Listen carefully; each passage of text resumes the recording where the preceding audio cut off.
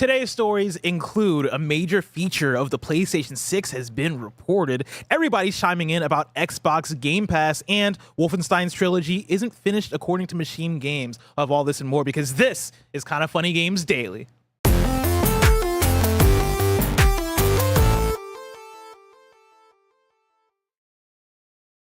Yo, what's up? Welcome to Kinda Funny Games Daily for Monday, September 8th, 2025. I'm one of your hosts, Blessing Adeoye Jr. Joining me is the master of hype, Snowbike Mike. Bless, welcome back. Mr. Big Dog, how you feeling today? I'm feeling good. How are you feeling, man? I'm feeling good. It's Monday. We're going to have a little sports moment with Mike because it was a great sports weekend. Tell me about it. We got to talk about sports ball. But first, I want to hear about you. How was the big Marvel Tocom fighting game? Oh, Mike, You let me think I tell was gonna you. pull that out Let me on tell you? you, because I did want to talk about it, but I forgot that I wanted to talk about it. That game's special, man. So the closed beta happened over the weekend. Okay. I think the easiest way to put it is it feels like the return of Dragon Ball FighterZ. And I fucking love Dragon Ball FighterZ. Okay. Yes. Forgive my language there. Yes. I mean, its Arc system works, right? So they worked on Dragon Ball FighterZ. They also do like Guilty Gear, and they make so many fighting games. They're They the made fighting the game. Persona fighting game as well that also kicked ass. I would probably call them the current fighting game goats. I don't know if that's crazy to say. Okay. Chad, let me know if you disagree. Chat in, super chat in, whatever. But I would say Arc System Works are the current Fighting game goats. fighting game goats. Of course, there's Tekken 8. Of course, there's Street Fighter 6, and so those would be the arguments there. But Okay. I think the amount of games they put out and the amount of quality they put out with each of their games, like they just do something special each time. And Marvel Tocon Fighting Souls feels like it's going to be another special one. It's weird, kind of, because it's 4v4. Which is a lot of characters. They're talking about 8 characters per match happening in Okay. this game. And also, it's per team, 1 life bar. And so, like, usually in a tag fighter, if you think like Marvel vs. Capcom, when you switch between characters, you're switching between New life life bar. bars. Here, you got four characters you're choosing from. You're tagging in and out, but you all have 1 life bar. And so if you wanted, you can just stay with 1 character the whole time, Yeah. and then, like, just use the other characters as assist moves and stuff like that. I really like this game. I think it's hard for me to get into like the, deep mechanics and stuff like that because this closed beta was like very condensed. It was for maybe like 6 to 7 hours each time I went live, and it would go down and had like maybe 3 to 4 sessions over the weekend. But at first blush, what I'll say, easy pick up and play. There's like an auto combo system that makes it really fun and engaging. Okay. The characters so far, I think, are awesome. My favorites being Miss Marvel. I think she's cool. She has a cool move where she'll stretch across the screen and pull herself across the screen, which is really fun. I liked Iron Man as well. He's Projectile City, which is exactly what we want out of an Iron Man character. And then Star-Lord. It's funny because I'm a Star-Lord hater after Infinity War, but I just like his character in video games because Marvel Rivals, Star-Lord's fucking sick. And then here as well, I really liked Star-Lord. Art style, fantastic. It is a great presenting game. I think the UI looks great. You look at the screen right now and you see like how all the colors pop. Even at the start of a match, the way the colors kind of fade into the levels looks so fucking good. I'm so hyped for this game, Mike. Love that. Is this one that you're looking forward to? Have you did you try it out I'm at all? still high on the 2XKO. But I mean, anything Marvel, right, we're going to jump into. And this is probably the IP that would get me back into a fighting game that I would try again and like try to dive a little bit deeper than my normal. Here's a couple hours, then put down. So yeah, I'm super excited for this, Bless. And hearing you gush about it gets me even more excited. That was a really fun one. Another Okay. fun one. Tell me. PAX West. I got to go. Let me tell you. We're dying to hear the stories over here. I mean, I don't have many stories per se. What I will say is shout out to everybody who came through and said hi. Okay. I was there very casually. I was trying to be like a little bit more low key at PAX West. I didn't have any official plans. I was doing like previews and stuff, but like, for the most part, I was there on vacation and to hang out and have a good time. And the amount of people that like, saw me, said what's up. Portland Kevin organized a meetup that sadly, like, I had a preview during, and so I couldn't go. But I was able to catch him afterwards, just on the show floor with a group of Kinda Funny best friends, and they were all so cool and awesome. PAX West is just amazing. If you haven't been, I know it's like such a privilege to be able to go to a video game convention or a video game show like that, because like they're happening in major cities. If you're from somewhere that just doesn't do events like that, it's hard to make it out, which I understand. I'm from Champaign, so I get it. But if you have the privilege to at least once, fly to a Seattle, fly to an SF or an LA or wherever a Boston, wherever you can find a convention like this, it's so worth doing. It's so refreshing. It's so fun. And you come across so many different cool vendors, so many cool indie games that like you would not have heard of otherwise that have booths there where you're like, oh, damn, that looks cool. And then you like, wish list the gameplay later and like, man, that was something special that I was only able to find on the show floor. Such Give a me good a time. standout indie and a standout booth. Ooh. Because my favorite are the booths. Yes. I love the presentation. I love how they set them all up. Give me two superstars. I'm gonna give you those answers in one. I gotta look at my wish list. All right, one big winner. Oh, why my wish lists aren't loading? Hold on. We're gonna do it. I gotta organize by time. Letter Lost. So Letter Lost was a booth that like was where the indie mega booth used to be, which isn't a thing anymore, which really saddens me. But the indie mega booth at PAX was this booth that just had all these fucking indie games, right? And they're all so cool and dope. But still in that area, you can find like a rotation of cool, like smaller titles. Letter Lost had a booth there where you go and a guy comes up to you and he's like, "Hey, I found this letter for you. Like, you got this letter in the mail." And then he hands you an envelope and you open it, and it'll say, like, the envelope will say, "To the guy with cool hair," or "To the girl with a cool jacket," or "To the person with like a nice smile," or whatever, right? And they'll try to find something that fits you specifically. So I think for me, they said a person with a cool jacket because I had a nice jacket on. They give me the envelope and you open it and it's like an escape room puzzle, like as you're standing there in the booth, where like you'll read a riddle and you realize that you have to like dial a number and then call it by figuring out like the math problem or whatever. And then you call it and they'll give you another riddle that's like something table legs, like that. The one I got had to do with table and legs. And so I'm like, okay, well, what is this? And then I look under the leg of the table, at the booth, and they had another thing that was like, "Hey, talk to this person," right? And like they'll lead you through this multiple part problem that then leads you to wish listing the game and then also joining their Discord. Very fun. But like it was a really cool, really creative way to introduce people into this like escape room style puzzle solving game, which I'm all about. And it made me excited. Like I watched the trailer for the game and I was like, "Oh, this looks really cool." And so Letter Lost was that booth. If you want to check out the game, it's on Steam. If you want to watch the trailer. I love that, Bless. How was the last week without me? Bless, last week without you was quiet, boring, slow. I had to put up with a lot of Roger in my life, and I wasn't happy about it. Hate So that. we missed you a lot. We're happy you're back now. I didn't get to talk Magic with anybody as we revealed 3 or 4 brand new Spider-Man cards with Tim, Dude. which they were all very dope, Bless. I watched it. I've never had so much FOMO in my life, but also you and Tim rocked it. Like I think you guys were fun. actually the right duo to do that. We're excited for that. You and I know are excited for Spider-Man end of the month. Yep. And I'm just itching to play some more Magic. And Everything's been good, bro. And listen, I'll say it here, I'm going to MagicCon Atlanta.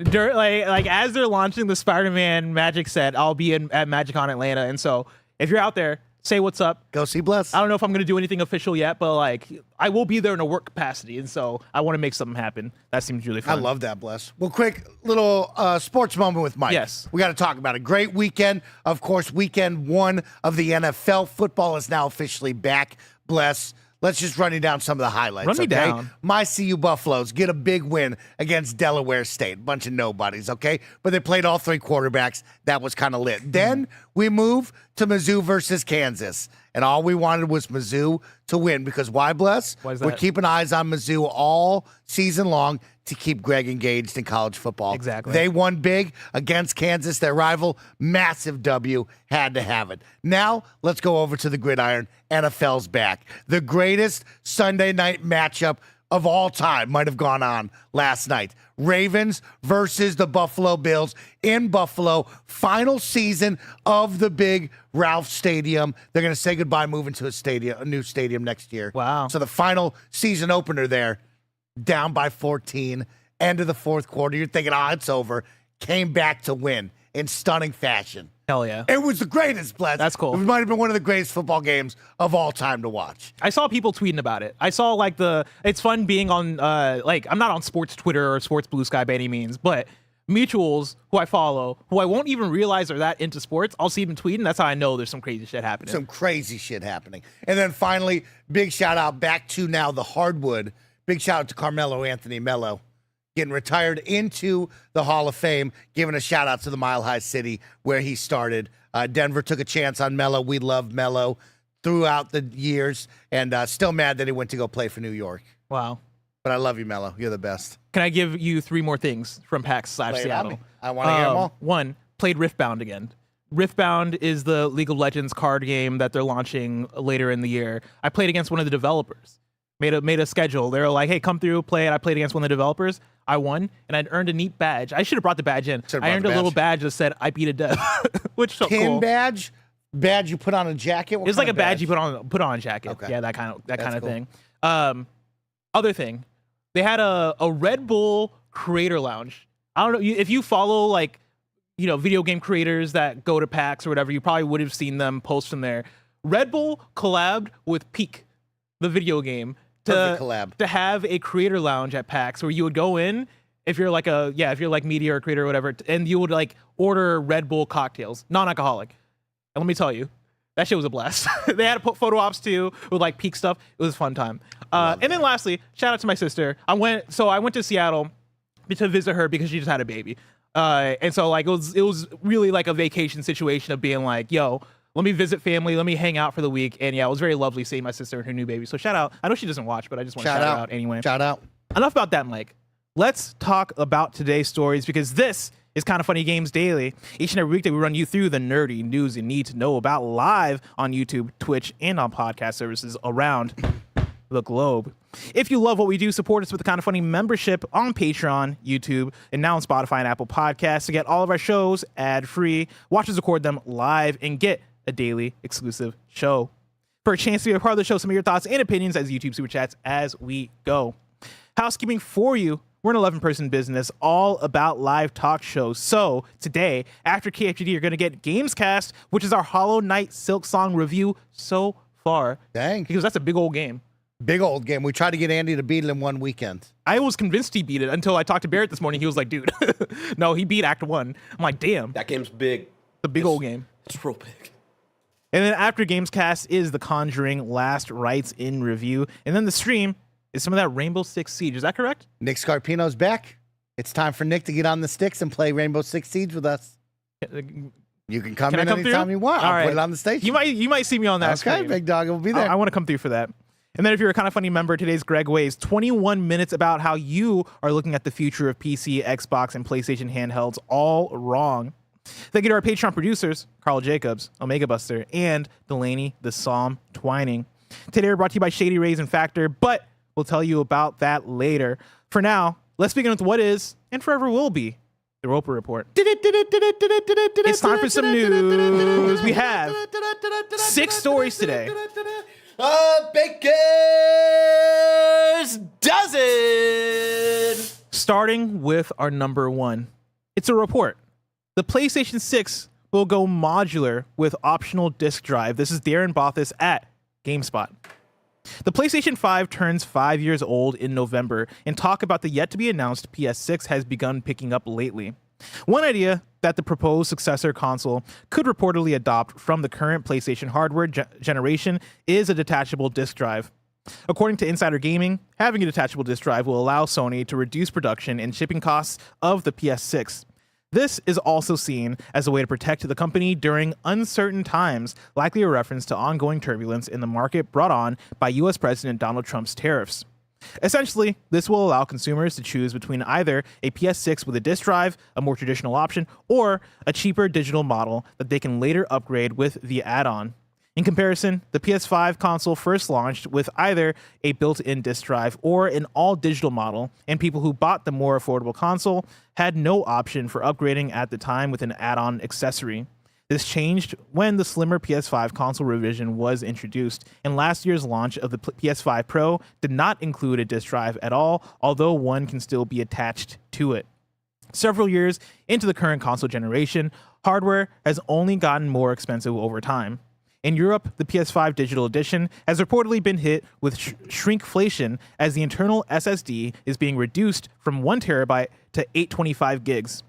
Earlier this year, Sony announced price increases for digital and standard edition PS5 consoles across Europe, the UK, Australia, and New Zealand, and in August, the price of all PS5 console models in the US increased by $50 due to a challenging economic environment, Sony said at the time. One other thing that we do know about Sony's next console is that the company will continue to rely on hardware over cloud technology. Back in June, Sony president and CEO Hideaki Nishino said that while cloud gaming continues to progress, consumers still prefer the local execution of games that comes from physical media or content downloaded directly to the console itself.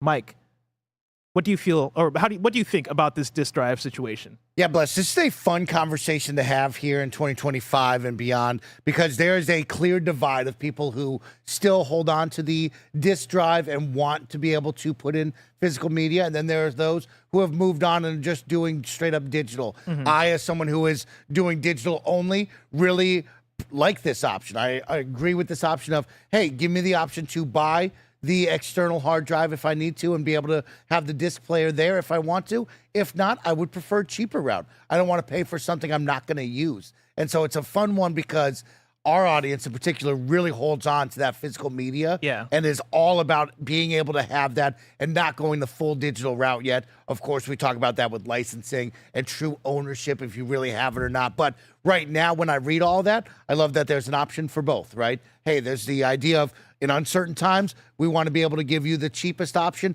for us as well. But if you still want that, we'll sell you an external disk drive. Yeah. I mean, the article, attributes it to uncertain times and the tariffs, which I think are true and exacerbate the situation. I would have assumed this would have been the case either way, with or without the tariffs. That just feels like where everything's moving, especially with, I think, the push from PlayStation. And I think the wider audience wanting, or at least like the wider audience being more digital. You mentioned our audience being physical, and I think that makes sense. I think the more hardcore audience of gamers and the older audience of gamers, no offense our audience, but I think that consists of people that want to hold on to that physical. Yeah. Rightfully so also. Like, physical's fucking awesome. When I was in Seattle, I went to all the Pink Gorillas. There's 3 Pink Gorilla stores in Seattle, which are these retro game stores. And there's something just special about holding like a cartridge or holding a disc. Even the PS5 ones, like I'm looking through and I'm seeing certain PS5 games on disc, and I'm like, dude, there's never anything like this, right? Like, there's something just special about getting to like read the box and like hold the game and do all that shit. But also, I think as time goes, we're becoming more and more of a niche / older audience that does things like that. I think the younger audience, especially like a younger audience of growing PC players even, are just becoming more digital. And so I think for PlayStation, and I'm sure more hardware companies, right, like the conversation then becomes, all right, how do we make this make sense as far as manufacturing costs and then also cost for the consumer, especially with the tariffs, especially with how things have gone down as far as the factors we have to consider for pricing hardware. I think this makes complete sense. Exactly, Bless. I think this is the way of the future. We'll see this with Xbox and Microsoft. We'll talk about this. Of course, Switch has their own options and what they're still doing with their game cartridges. So there's still a physical media market out there. I would love to see the percentage of how many people are actually buying physical media and plugging it into their console, because it feels to be less and less. You go into a GameStop nowadays and it's 90% Funko Pops and then a bunch of, kind of sticky old game cases that you don't really want to bring home with you. So why are they sticky, Mike? They're sticky in there, man. Oh, you know why they're sticky. And then on top of that, it's like a lot of special editions for games are now just coming with a digital download code as well. It's which is so whack, by the way. Yeah, I hate that. It's a collector's edition. Give me the disc in there. What are you doing? Yeah, and most of the time now the disc is just a licensing where you just plug it in and download the day one patch, or it's just the code essentially, and you're still downloading the game, or you still need internet to use it. So a lot of these physical media things that we used to love are not the same anymore. Yeah. Well, Mike, as physical is dying, we gotta have more conversations about Xbox Game Pass. So let's move on to story number 2. Xbox Game Pass, once again, is in the firing line after former Microsoft executive says it creates weird inner tensions. This is Wesley Yin-Poole at IGN. And this comes to the Super Chat question. Where do you stand on Xbox Game Pass and why? We're going to get into a deeper conversation here. It is one that I think I'm most curious on the audience and your input, Mike. Like, I have opinions, but also, I also don't have opinions on this at the same time. My opinions, I feel like, are basic compared to what you or the audience might have here. So tell me in the Super Chats, where do you stand on Xbox Game Pass and why? Hot on the heels of former Bethesda executive Pete Hines questioning Xbox Game Pass as a business strategy, a former Microsoft executive has backed the comments, insisting Microsoft's subscription service creates weird inner tensions. Last week, Bethesda Softworks' former senior vice president of global marketing communications, Pete Hines, said gaming subscription services like Xbox Game Pass are worth jack shit if the game developers who create content for them are not properly supported. Subscriptions, quote, subscriptions have become the new four-letter word, right? You can't buy a product anymore, Hines said. When you talk about a subscription that relies on content, if you don't figure out how to balance the needs of the service and the people running the service with the people who are providing the content, without which your subscription is worth jack shit, then you have a real problem, end quote. Over on LinkedIn, former PlayStation exec Sean Layden expressed support for Hines' comment, saying, quote, hits this nail right on the head. Quote, the question is not, is the service profitable for the platform? Layden, a vocal critic of video game subscription services, added, is it healthy and helpful for the developer is what we need to ask, end quote.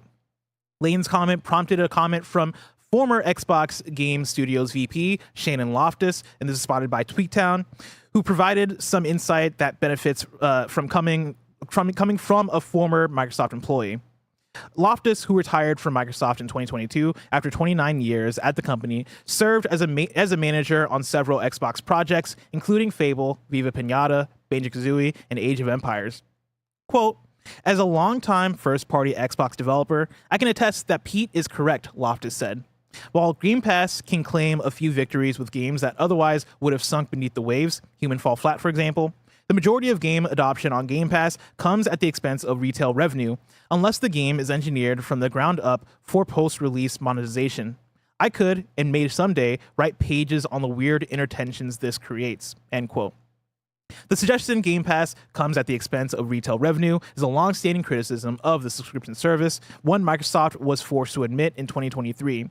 There's been much debate recently over the profitability of Xbox Game Pass, which Microsoft itself has said makes money even when factoring in the development cost of the games that launch within it, and the lost sales of first-party games, which people no longer need to pay individually for. Regardless, Xbox Game Pass remains a huge profit driver for Microsoft, which said in June that the subscription service had reached a new annual record of nearly $5 billion in revenue for the first time, following the launches of The Elder Scrolls Online Oblivion, or just not online, just The Elder Scrolls Oblivion, Remastered, Doom the Dark Ages, and Indiana Jones and The Great Circle. So, Mike, there's a lot there. There's we got a lot, Bless. comments from 3 former executives. Big names. Big names. Where do you want to start here? I mean, I'm a consumer, so I like the consumer side, but I Yes. do really love hearing Pete Hines chime in on this. And then, of course, the follow up with the other two. It's like, this is definitely the information you want to hear. And those are the people who would know it very, very well, Bless. Yeah. Of course, there's a developer side, there's a Microsoft business side. So I think there's 3 here: consumer, developer, Microsoft business. Yeah. You pick what you want to start with on that. I think the easiest place is the consumer, because I know it's a phrase that gets thrown around on the internet often, and I think you hear it on podcasts and a lot of stuff, right, talking about how Xbox is the best deal in gaming. And like, obviously things have shifted as far as pricing tiers and all that shit, but I think it still stands that this year you look at Xbox Game Pass and what we've gotten Expedition 33 on there. You got Hollow Knight Silksong that launched on there. You got there was another game recently. Ninja Gaiden, Black Ninja Gaiden 4 will both be on that as well. Yeah. Like, I think the deal stands there as far as the bang for your buck. And I think in an industry that is becoming more and more expensive, where games have moved up to $70 and are in the process of trying to move up to $80, I think when we're seeing tariffs and hardware costs become even more, you need to find ways to allow consumers to afford getting into this hobby that they love, right? And I think on a consumer side, specifically the consumer side, Game Pass is an avenue for that. And I think Game Pass is a value for consumers, even still to this point. Is it going to be like that forever? Probably not. We'll see. But that's my take on the consumer side. I agree with you, Bless. Of course, as prices continues to rise on the sub side of things, we'll have that conversation of when is it too much. But on the consumer side of things, right now, in my eyes, it's still a major win. right, Bless? This is something it's a subscription. You can turn it on, you can turn it off whenever it appeases you, whenever you want to jump into it. But when you look at it, right, having a catalog of 100+ games, and really it's like 200 to 300+ games at your fingertips at any moment to jump into, saving you $70 on every first-party title from Xbox and Microsoft, from really talented developers like, of course, we talk about id Software with Doom, The Dark Ages this year.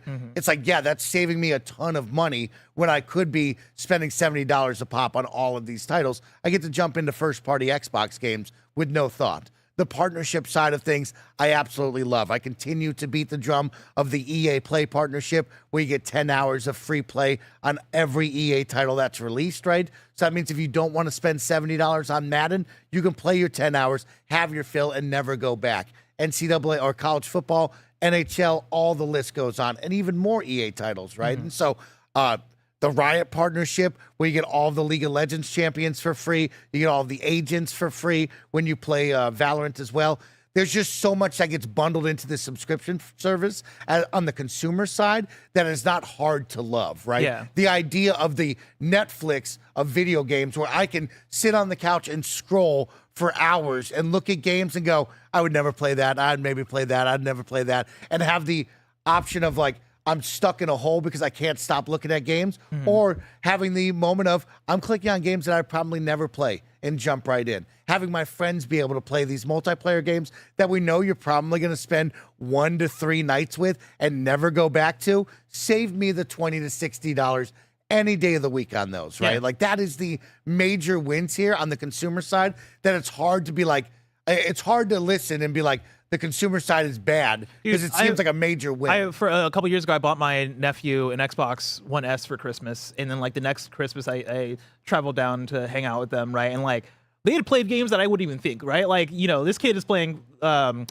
not Split Fiction, It Takes Two, and I'm like, oh, and he's playing it off Game Pass, and I'm like, dang, like I wouldn't even thought to have bought you It Takes Two, but that makes sense for you and your brother to be playing this, and you're able to discover that via Game Pass, let alone just a catalog of games where they're able to dive into and go, oh, my friends talk about this at school, let's play that. That's something I would have killed for as a kid, you know? Like, that is value. The consumer side is nothing but positive as of right now. When the price starts to go up, you can have that conversation of when is enough. But cloud gaming, PC gaming, on the console gaming, this whole ecosystem, and where we're at right now with an Xbox handheld coming in, Xbox making a big push on PC, and of course on the console, it's hard not to say it's still one of the, if not the best, consumer-friendly thing, yeah. subscription service in gaming. So where do you want to go from here? Now let's talk about I think the fun one is the developer. So let's talk about Xbox first. Yeah. Because the developer is the 50-50. You could be on either side of this. So let's talk about Xbox. Okay. Here's my thing. Xbox, I have very big critiques of Xbox.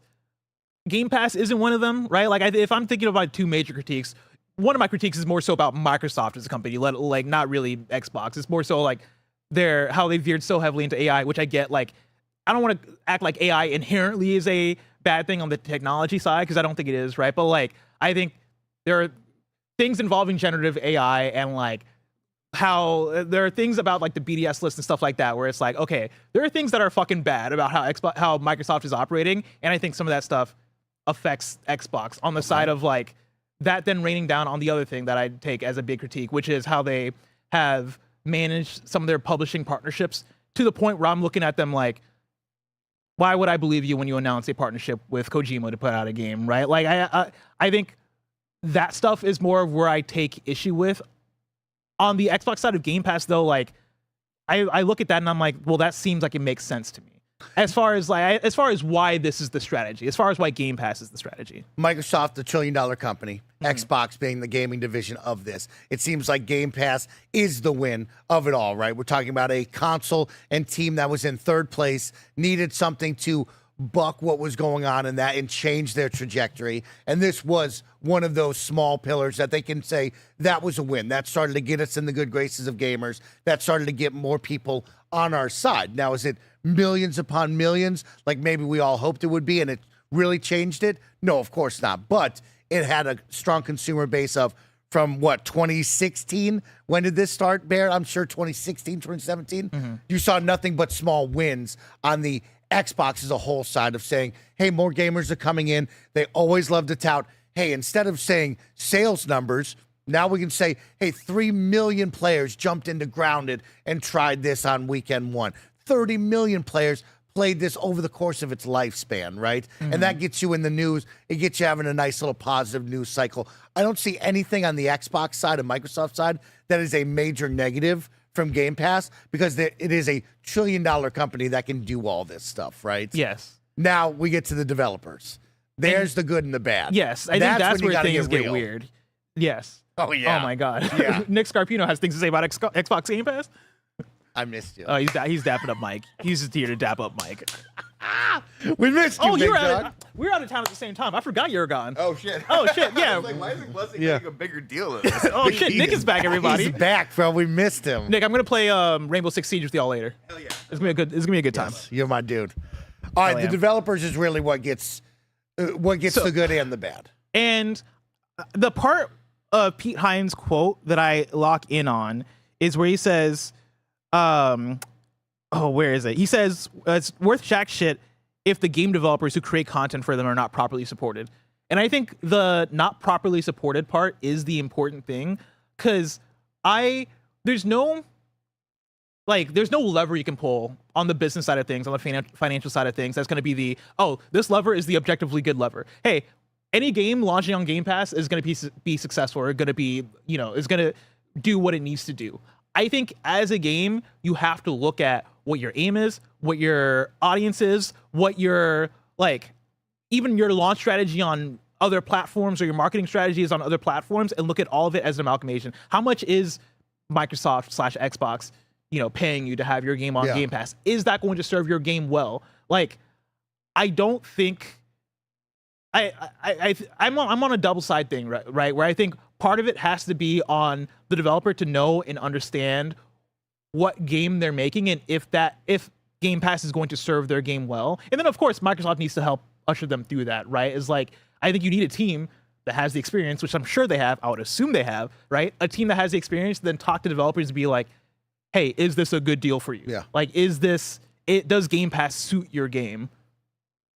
It's an interesting one because it seems like from everything they've ever spoke about, they've added all the initiatives to help people who are signing up for the ID at Xbox program or getting in on Game Pass to have these avenues of hey, we're here to support you. But yes, as a game developer, you should probably know what you're coming into and what you really expect. Because I think on the outside, we all look at it as well, Microsoft just gave you X amount of dollars. Yeah. So now do with it what you will, right? So what more do you need to succeed? And you should know that so you can either tap them on the shoulder and say, hey, we need X, Y, and Z as well to make sure we're there and ready to rock and roll, right? Because we talk about this, you have now given up the upfront sales cost of this game. So you're not getting that revenue because we were hoping that Game Pass would supplement that in some way, shape, or form. And so are you a living, breathing live service game where you should have monetization techniques ready to rock and roll and be ready for that?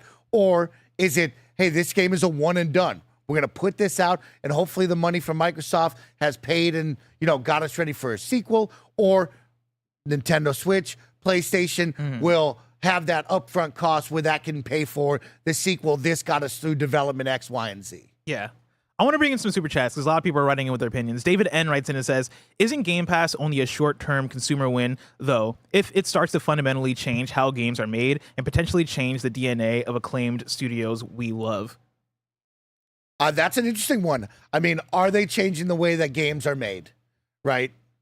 You have to look at that. For me, that's the big question. Yeah, I mean, it's a statement to say that and say games are being fundamentally changed. But are they?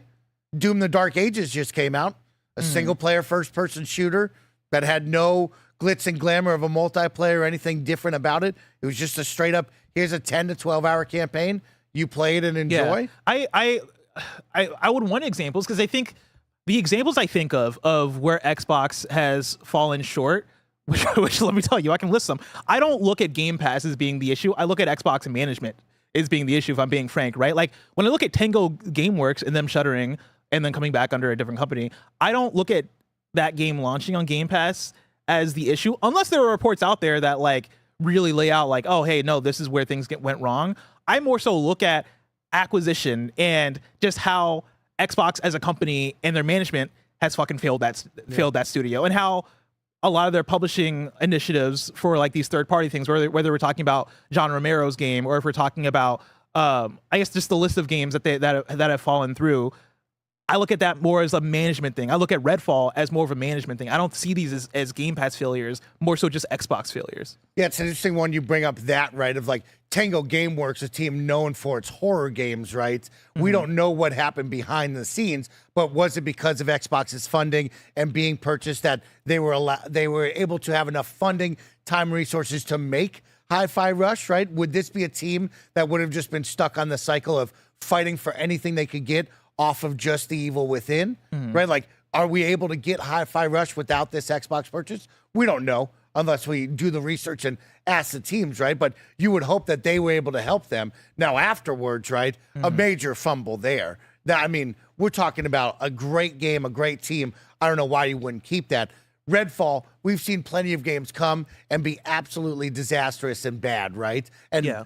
Of course, Phil Spencer came on the XCast and talked about we have to have better oversight. And that's one of those where you scratch your head of like, you guys have been in the game for almost 3 decades. Like, there's no way you don't have oversight. Where did it fall through the cracks, right? And is that one of those of like, just get it out, let's get this over with? Or are they avoiding the, hey, let's get to 90% and cancel this like we've seen other games recently? Hey, let's make this partnership because we were riding the high off of COVID and now we're back and we're getting back to reality of more people are back at home or they're outside now and they're not playing as many games. That partnership we had, this game that you were making, it doesn't look like it's going to make it, or it needs extra funding that we don't want to continue to put in. Let's cancel that now, right? So there's been a lot of that lately for sure. I want to bring in another one from Jordan White, who writes in and says, besides venturing out into new genres of games, I've played most of this year's Game of the Year contenders through Game Pass. So that's their chime in there. IC Wiener writes in and says, my 6-year-old plays so many games in Game Pass, but now thinks every game on Xbox is free. And that's the thing is, like, I think there's a conversation to be had that's, like, I think a bit too on the anecdotal side, but, like, I'm willing to hear this conversation. And, like, there are parts of this that I see as far as how Xbox Game Pass changes the perception of the value of video games. I think there's conversation there, right? And I think it's weird and tough and kind of messy, because I also think you throw free to play in that. You know, they're talking about how their 6-year-old, right, plays so many games and they think that games are free. I think about the amount of free to play games that people that are older than 6, right, have like grown up with, that they're probably like, well, why would I buy a video game when Fortnite, my favorite game ever, as somebody who's probably 18, 20, 22, whatever it is, right? Like, when that's something I played for free, when I'm looking at the amount of free-to-play games that I spent all my time playing with friends, I think there's a big conversation there as far as value. I mean, we're looking at two juggernauts in Game Pass. Roblox and Fortnite that have dominated the gaming landscape for almost a decade now, right? Yeah. And like, is it on Xbox saying, hey, developers do this? Or is it also developers looking at themselves saying, well, this is the biggest trend in gaming.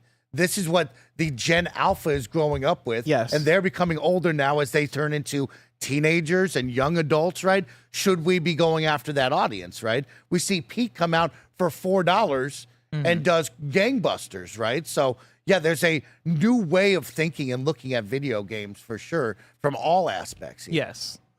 Aaron Lime writes in and says, could game prices be rising in part because of lost sales due to sub-services? Are publishers making things inconvenient, chasing passive income? I mean, this kind of comes off of what we were just talking about there. I do think that there is a conversation to be had about exploring the scale of pricing. You know, I saw people were making a big deal over Silksong being $20 this last week. I've been gone, so I'm late to all the Discord stuff, right? But it's complicated and tough, right? And it comes down to, your wallet is your wallet, right? You got to spend money in the way that you can spend money, which means that some things are going to be more expensive and some things are going to be more affordable. And some games, like a Silksong, may be more accessible because they're Silksong, right? And they're able to do that and be like, we're going to sell this game at $20. Peak is going to be more accessible to me. Game Pass is going to be how I play games, right? I think that then puts the pressure more on the companies that are pricing their game at $80 or $70 to then look at themselves and go, hey, is this really an $80 game?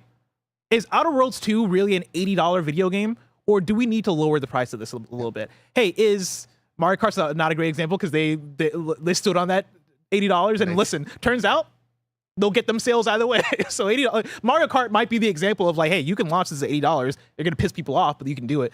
But I think you're gonna have to see publishers explore that scale more, and I think that's just part of a changing / maturing industry as far as, you know, how you're looking at the value of video games and what you have to do for pricing to get people in the door. I think that's just the challenge. I'll bring in one more. A lot of people wrote in about this. Thank you guys so much for your input.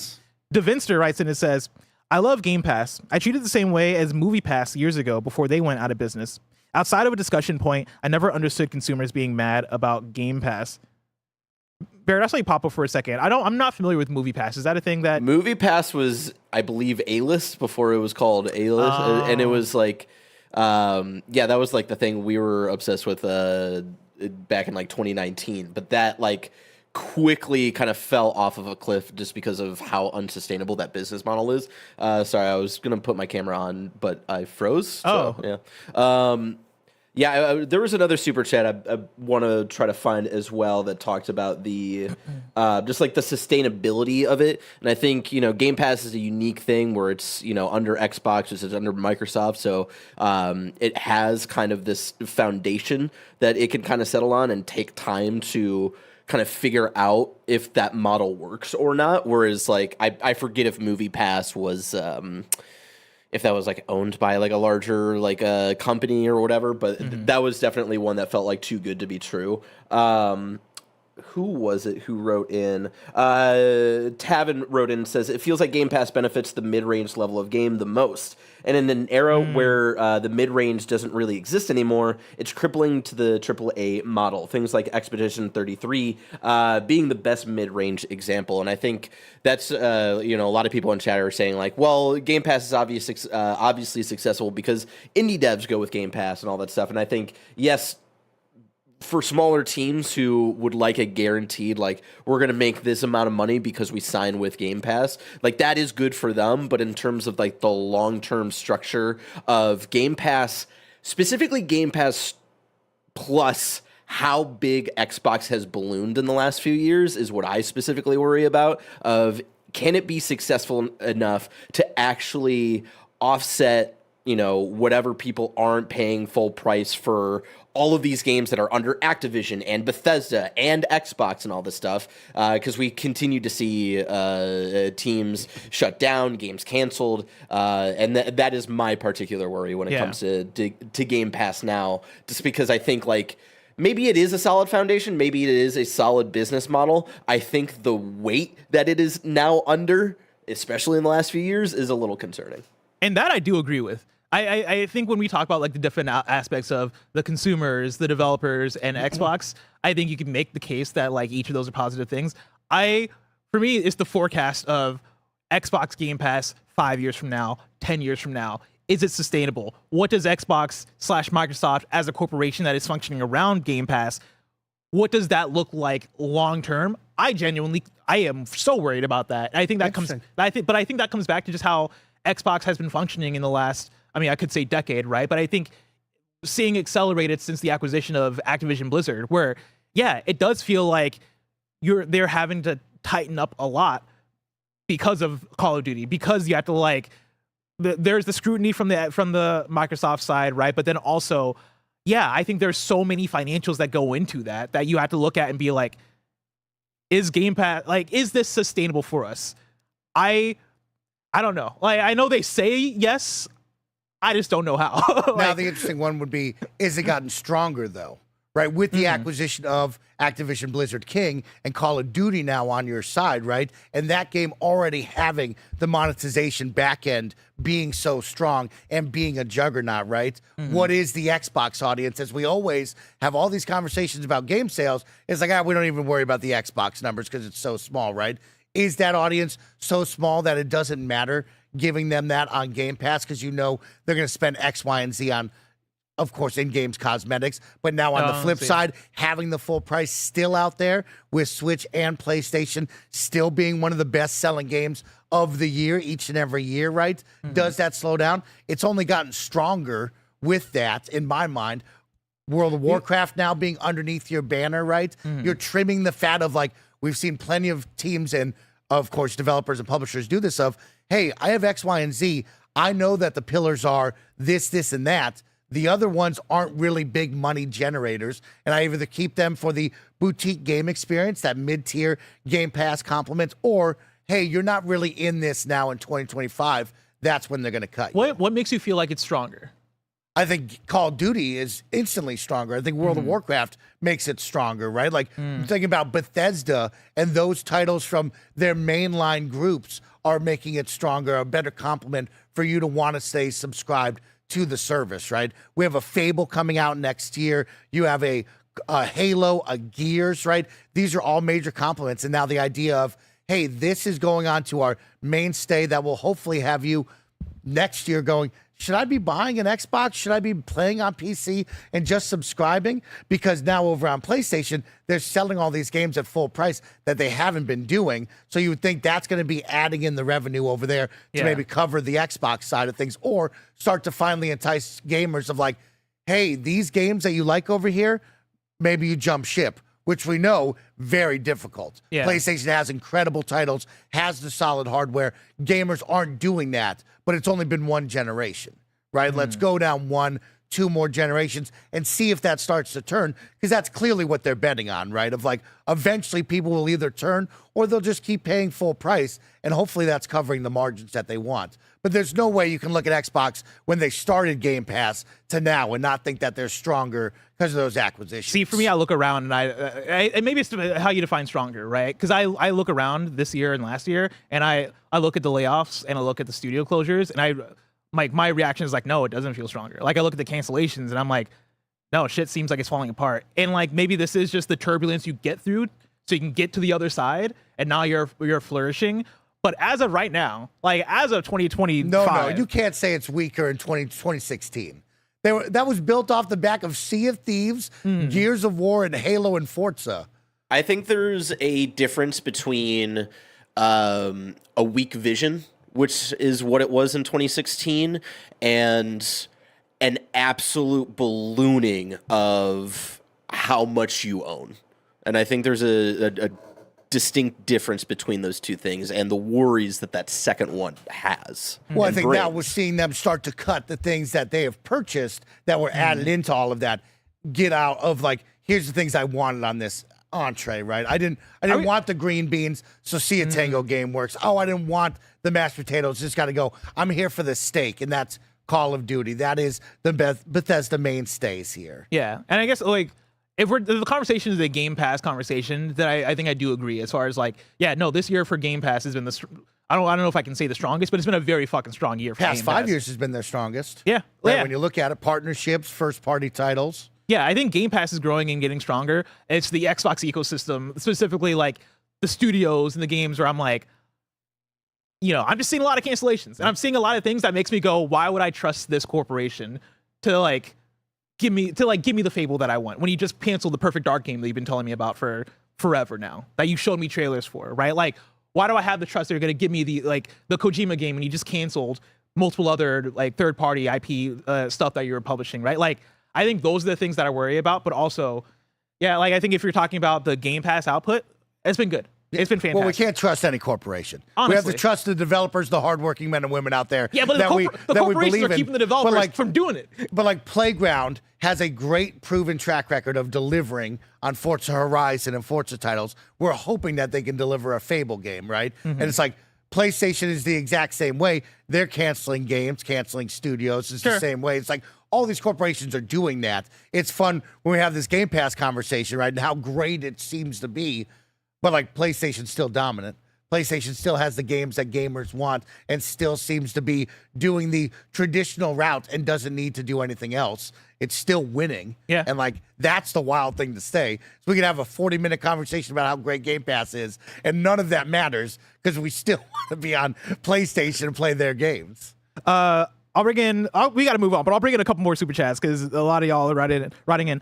Jordan White says, "But do you believe we would have gotten games like South of Midnight, Keeper, and Pentiment without Game Pass? I feel like it allows developers to make smaller games and not expect every game to be a new huge franchise. For me, that's the dream of Game Pass. For me, there was the one we talked about earlier as far as the mid-range games. And I think I saw somebody mention like Clear Obscure was the one, right? But like." Yeah, no, I look at South at Midnight as being one of those where you can put out a solid, 8 out of 10, like 7-hour, 8-hour video game and have it exist in this new ecosystem, right? Because it's not about South at Midnight selling 10 million copies. It's about South at Midnight being something that keeps the audience engaged and keeps the audience wanting to subscribe to Game Pass, right? And having that on top of a Keeper, on top of a Pentiment, right? Like, for me, that's the dream of Game Pass, and I want to see that flourish. Because then, yeah, you can have the Call of Duties come through as the most AAA of AAA things. You can have a Doom the Dark Ages come through as a AAA thing, And right? carry those, yeah. And carry those while you have these mid-range things that can be quality, unique, and the kind of games that I love the most. We usually only talk about the negatives, right? There's probably 100 stories of indie devs, mid-tier games, or even first-party studios that were able to, thanks to Game Pass, make a game that probably wouldn't have been selling well or find an audience without the Game Pass thing, right? And we only kind of talk about the news of the negatives and the highlights. We rarely talk about the hundreds of wins that I'm sure they've had over the 10 years doing this. Mike, we're going to move on to story number 3. But before we do, I want to tell you about patreon.com/kindafunny and youtube.com/kindafunnygames, where you can go and get the Kinda Funny membership, which allows you to get shows ad-free. Speaking of ads, let us tell you about our sponsors. This episode's brought to you by Shady Rays. You know that moment. The one when you realized you left your favorite pair of sunglasses at the beach. We've all been there. I'll never forget leaving my incredibly overpriced sunglasses at a restaurant in Santa Monica. That was 13 years ago, and it still haunts me to this day. But then I found Shady Rays and everything changed. Seriously good looking, polarized, durable, and not stupidly expensive. And here's the wild part. If you lose or break them, even on day one, Shady Rays will send you a brand new pair. No guilt trip, just replacements. So now you can actually wear your sunglasses without fear. Y'all know I've been outside in the sun a lot playing Pokemon Go, and it's such a great experience wearing Shady Rays when I'm all out and about. Shady Rays is eyewear that has your back. We've teamed up with Shady Rays to bring you an exclusive offer. Check this out. You can head to shadyrays.com, use code FUNNY for 35% off polarized sunglasses. Try for yourself the shades rated 5 stars by over 300,000 people. Shady Rays, use the code FUNNY. Between busy schedules and summer plans, sometimes all you got is a couple of minutes.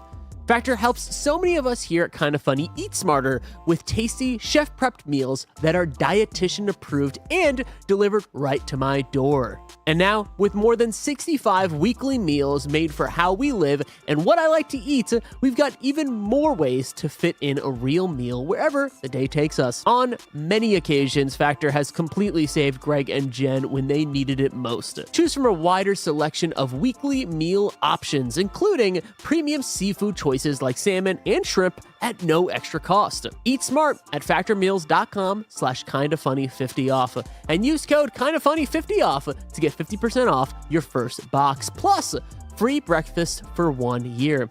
That's code kindafunny50 off at factormeals.com for 50% off your first box, plus free breakfast for 1 year. Get delicious, ready-to-eat meals delivered with Factor. Offer only valid for new Factor customers with code and qualifying auto-renewing subscription purchase. And we're back. And Mike, we're not done talking about Xbox. Oh, okay. Story number 3, MachineGames says Wolfenstein is a trilogy that isn't yet finished. This is Chris Scullion at Video Games Chronicle. The studio head of MachineGames says it's not yet finished with the Wolfenstein story and would like to make another entry in the series. The Swedish studio recently developed Indiana Jones and the Great Circle, but before that, it was mainly focused on the Wolfenstein series of first-person shooters. This included 2 main entries, Wolfenstein The New Order and Wolfenstein 2 The New Colossus, as well as a prequel, a spin-off, and a VR experience.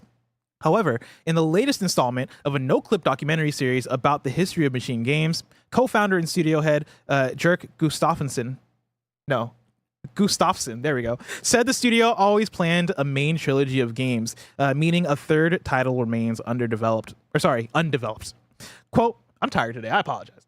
Quote, the first game is very much about protagonist BJ and how obviously he understands that the Nazis have won the war, but it's also a very personal journey for him.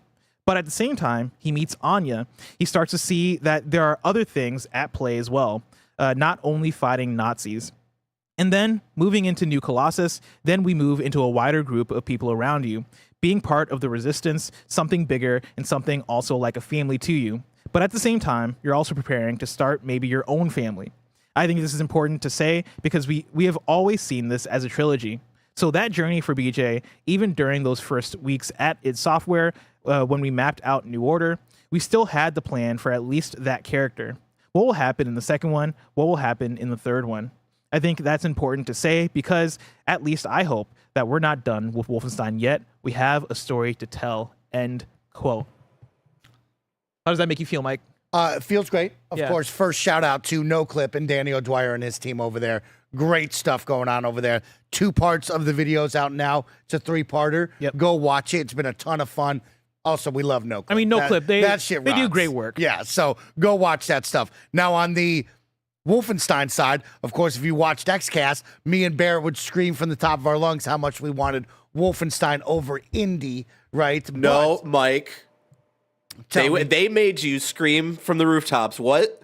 Indie! We have to have it. And so, yeah, of course, there was a trilogy, I'm sure, in that. And it's been fun to watch Doom and Wolfenstein come back into the, zeitgeist, the fun of it Yeah. all nowadays of like, how cool is this? But like, I'm sure after Youngbloods, I'm sure after getting Todd Howard coming to the studio going, I want to make an Indiana Jones game. I have a vision. It's probably like, okay, well, like, let's put BJ on hold for a little bit. Let's go see this journey through, see where it will take us.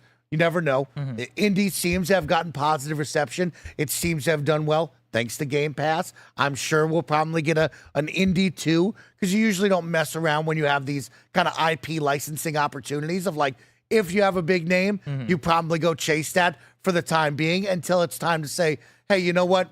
Indie 2, 3, maybe didn't meet our marks or the audience is burnt out. We're ready for a Wolfenstein number 3.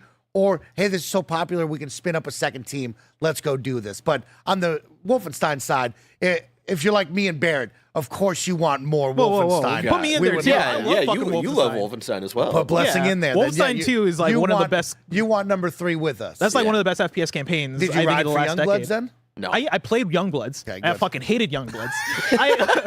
I loved Wolfenstein 2 so much that it made me hate Youngbloods with a passion. Why was that game like that? Well, we took a hard left turn on that Oh, we one. took man. such a hard left We turn with made a Youngblood. choice there. No, I'm team with you where I would have preferred a Wolfenstein 3 over Indiana Jones. And even now after playing Indiana Jones and liking Indiana Jones, I still would have preferred Wolfenstein 3 over Indiana Jones. Like that game, I think is underrated isn't the word because I think people do give it its flowers, but I think just for how good that narrative is, how good those cutscenes are, how good the character work is, I think we don't return back to it enough. We don't talk about it enough. I feel like that's one that should be in the conversation for like best video game stories of the last decade or best video game like narrative campaigns of the last decade. I fucking love that. Both of them as well. Like they're both fantastic, and like I hope they get back to Wolfenstein 3. I hope they don't hold their punches for a third Wolfenstein, especially being on the other side of an Indiana Jones game that's I would say a bit more, I mean, obviously like kind of toned down. Yeah, in less terms aggressive to the Nazis. Aggressive, but still aggressive. but also just but more cutting commentary as well. Like Indiana Jones does it in a very like good, solid, safe way, where the first 2 Wolfenstein games like make some really hard hitting commentary that I think hopefully kind of made people think about this kind of stuff a bit deeper. And so I hope they don't hold back on a third Wolfenstein after being a decade plus away at that point, because it sounds like they have a story they want to tell, but it doesn't sound like that story is being currently developed. With this conversation, I just want to shout out once again Peter Spitek, who made a video saying they couldn't make this game today, talking about Wolfenstein 1 and 2, where Bethesda was at as a company, and where they're at now, kind of post Indiana Jones. This is a fantastic video. Y'all should watch it.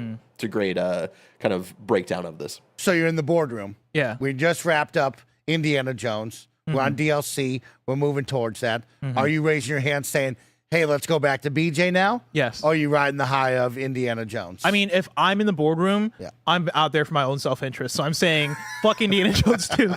Let's make Wolfenstein again. But if I guess on the financial side, I would have to look at the numbers, Yeah. right? Like, I didn't see how well Indiana Jones and the Great Circle did. Is putting BJ on ice for a little bit a positive? As we look at the Doom trilogy, we can point over to Doom and say, hey, that had 3 in a row. We saw it ebb and flow. We saw it Yeah. up and down. On this last one, it had positives, but it seems to be a lot colder than the first one. Can I tell you? Because I had a hot take that came to mind, but I was like, I'm not going to share this hot take because I Lay don't it want to on. have hot takes for the sake of hot takes. But since you bring up Doom the Dark wanna hear Ages, it. one of the things that I was thinking about just now was like, I would have taken Wolfenstein 3 over Doom the Dark Ages. Like, I like Doom the Dark Ages fine, but I feel like I don't like Wolfenstein being on ice because that game it felt like a trilogy. It felt like after Wolfenstein 2, there was more story to tell there. And I think on the gameplay side, it's fine to be put on ice, right? Of like, hey, Doom 1 and Doom Eternal did such a great job of redefining the series, and I feel like they got so much juice out of those 2 games. And Doom the Dark Ages, they found a flow with it. Hey, let's put it in the Dark Ages, new setting, we'll find some new things to do. But for me, it still felt like more Doom. Whereas I think a Wolfenstein would have more to say in a story. I think there's more to those characters that I would love to see developed, and I would have loved that a bit closer. I don't like waiting this long for a Wolfenstein 3. Yeah, you will probably have forgotten everything that happened in Wolfenstein 1 and 2, or the Yeah. general audience will have already forgotten that. It will be kind of a reintroduction once again. So it will be an interesting spot to put this team in of like, hey, it's 7 to 10 years later, and we're jumping back into the finale of this, and you're like, I don't remember Yes, anything. it's like I gotta watch a YouTube video which I would like. The Wolfenstein 2 all cutscenes YouTube video would probably Yeah. like work. That'd probably hit. 'Cause But, those like, cutscenes I are mean, it so probably good. does. I'll look that up right now. Yeah. Wolfenstein 3, I mean, you would hope that the team gets the opportunity to make it for sure. Yeah. Let's move on to Cyberpunk 2. Story number 4. Keanu Reeves says he absolutely wants to be in Cyberpunk 2. Wait, Bear, how many views is that Wolfenstein 2? That cutscene? top one from Gamers Little Playground was 1.2 million. Yeah, that sounds about right. Yeah. Whoa. I would watch that game like a movie, dude. I fucking love that video game. This is from Michael Payton at IGN.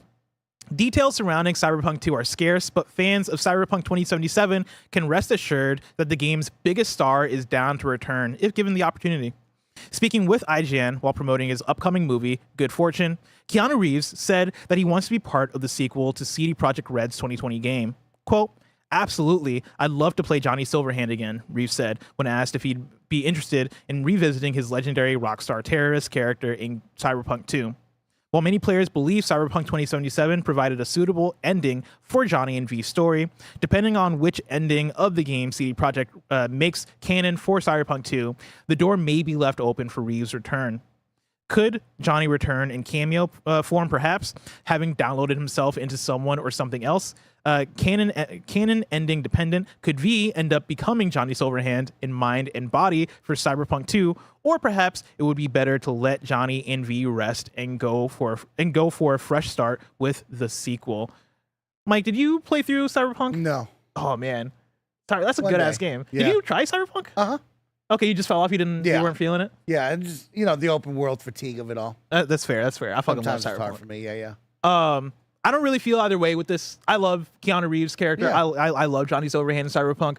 I'm not in a place narratively where I'm like, oh, I hope to see him come back or I hope to see him stay away. Like, I'm like, whatever works for the story, really. Like, I give it a big thumbs up. Shout out to Keanu. Shout out to Keanu. For being just a cool dude who's like, yeah, I'd come back. You know what I mean? It's like, yeah, when you have such a big name as him, you're probably going to find a fun way to at least like put him in a fun way for just a little bit. Yeah. He doesn't have to be the mainstay of the next story, but like if Keanu Reeves looks at me, says, Mike, yeah, I'd come back as Johnny. It's like, okay, let's figure this out. You know what I mean? For sure. Billboard, quick cameo, he's in. cameo is like the way Yeah, I would think about it. he's in. Because I don't even see Cyberpunk 2 being like a direct follow-up to Cyberpunk 1. That feels kind of like a nice contained thing. I would want like a completely separate story within that universe is what I would look out of that. And so, but yeah, if you give me a billboard, give me a flashback cutscene of somebody going to a Johnny Silverhand concert.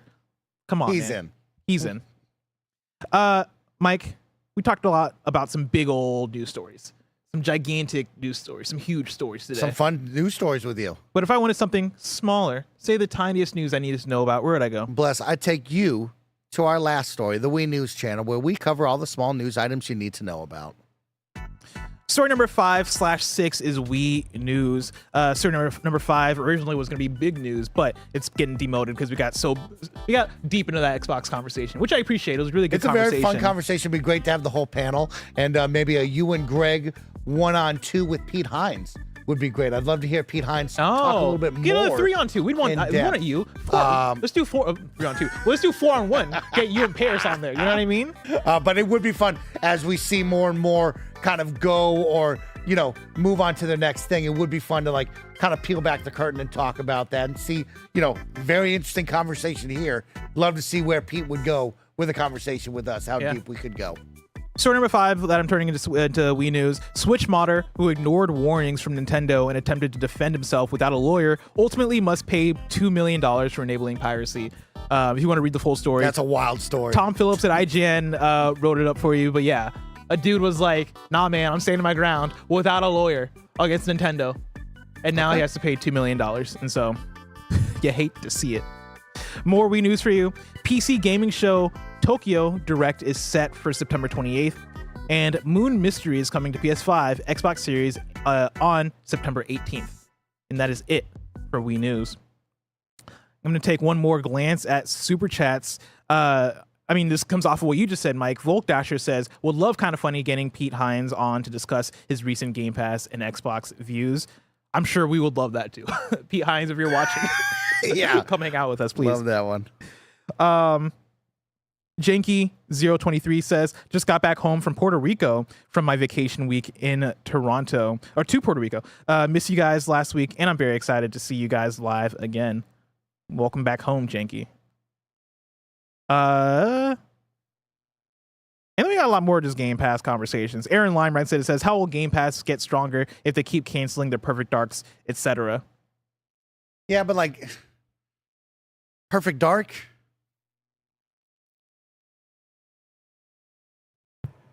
I'm gonna let that sit.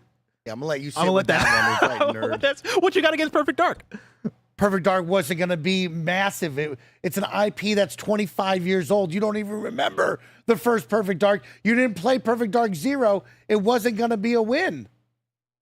But like, you don't want new and returning Sometimes IPs. we just have to be real with each other. You don't want and I like to AAA. be gumshot. You just want Call of Duty all the time. I like to be the guy that's like gumdrops and lollipops. But sometimes we have to look at each other and just say, that wasn't going to be the one. And it's okay to say that. You know what? Fair enough. Fair enough. That's a hilarious response, by the way. I think that's it. Yeah, like I'm scrolling. Basically, a lot of we covered a lot of these already in the Game Pass conversation, so I don't need to repeat questions. So let's hop into kindoffunny.com/you're wrong, where you write in, let us know what we got wrong, as we got it wrong, so we can correct it for those watching later on YouTube and listening later on podcast services around the globe. Fitz writes in and says, Mike said most physical media nowadays are just licenses to play games, but that's not true. On PS5 at least, most physical games are playable without an internet connection. Sure, many have patches, etc., but they're not required to install/run the game. Hell yeah. Okay.